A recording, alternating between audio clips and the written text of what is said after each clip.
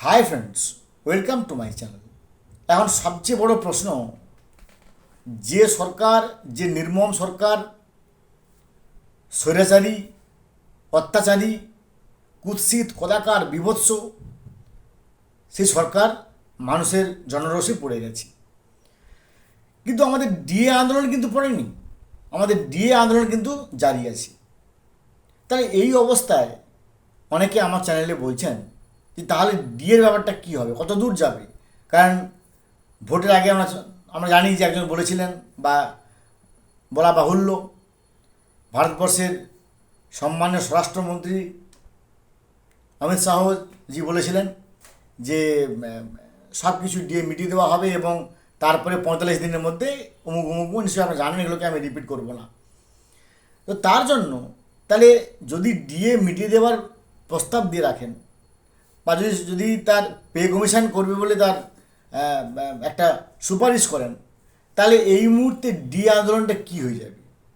যেটুকু আমরা খবর পেলাম, বা যেটুকু আমরা খবর নেওয়ার চেষ্টা করেছি আমাদের চ্যানেলের থ্রু দিয়ে বিভিন্ন অ্যাডভোকেটের সঙ্গে, বলছেন যে এই মামলা উইথড্রয়াল হওয়ার বা উইথড্র হওয়ার সম্ভাবনা প্রবল।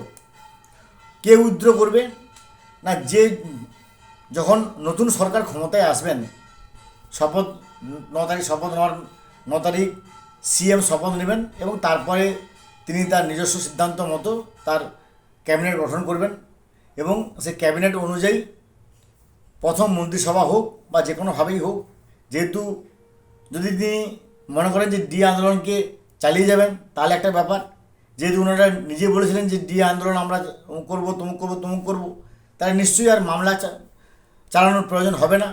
তাহলে নিশ্চয়ই এই কেসটা হয় ডিসমিস হবে বা উইথড্র হবে। অর্থাৎ যে সমস্ত অ্যাডভোকেটের মধ্য দিয়ে আমরা জানার চেষ্টা করেছি যে সম্ভবত এই ডিএ মামলা উইথড্র হবে এবং আমরা আমাদের পাওনা গন্ডা ইন টোটো পাবো। তো এতেই আমাদের আনন্দ, যে সরকার আসুক না কেন আমরা কন্টিনিউ আছি, 60 বছর পর্যন্ত আমরা কন্টিনিউ থাকবো। সরকারের কাছে অবশ্যই আমাদের প্রত্যাশা থাকবে, আশা থাকবে, আকাঙ্ক্ষা থাকবে।